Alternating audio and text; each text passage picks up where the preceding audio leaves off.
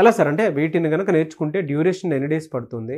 దానితో పాటు అంటే జనరల్గా ఏ ఏ కంపెనీస్లో అవకాశాలు ఎక్కువ ఉంటాయి ప్రస్తుతం అయితే? మేము మన దగ్గర Code9లో 100 days ట్రైనింగ్ ఇస్తామండి. అంటే 100 days ఒక స్టూడెంట్ ఫుల్ స్టాక్ మీద ట్రైన్ అవుతాడు. ఎందుకు ఫుల్ స్టాక్ అంటామంటే అందులో ప్రోగ్రామింగ్ లాంగ్వేజ్ పైథాన్ అయినా, జావా అయినా, database, MySQL, front end, aptitude, soft skills, అంటే వీటితో పాటు రెజ్యూమ్ ప్రిపరేషన్, ప్లేస్మెంట్కి ఎలా అటెండ్ అవ్వాలి, డైలీ ఎగ్జామ్స్ ఉంటాయి. ఇంకో చిన్న పాయింట్ ఏంటంటే ఒక స్టూడెంట్ మన దగ్గర 4.5 hours క్లాస్లో ఉంటాడు. ఎందుకు? కోడింగ్ నేర్చుకుంటాడు. కోడ్ రాయాలంటే మనకి లాజిక్ ఎక్కడి నుంచి వస్తుంది? మ్యాథ్స్ నుంచి కదా. సో అందుకే యాప్టిట్యూడ్, అవి రెండు ప్రాపర్గా ఉండి స్టూడెంట్ కమ్యూనికేట్ చేయగలగాలి. ఇవి కరెక్ట్గా చేయగలిగితే ఆబ్వియస్గా వాళ్ళలో చేంజ్ వస్తుంది.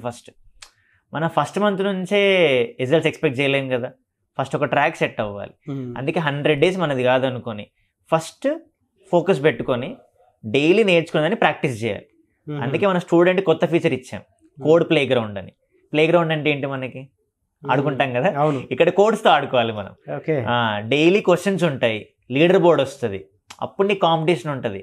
నా బ్యాచ్లో ఎక్కడున్నాను, ఓవరాల్ బ్రాంచ్లో ఎక్కడున్నాను, ఓవరాల్ Code9లో ఎక్కడున్నాను నేను, అప్పుడు కదా కాంపిటీషన్. అంటే అప్పుడు జాబ్ ఎందుకు రాదండి? ఇంకా డెఫినెట్గా వస్తుంది అది.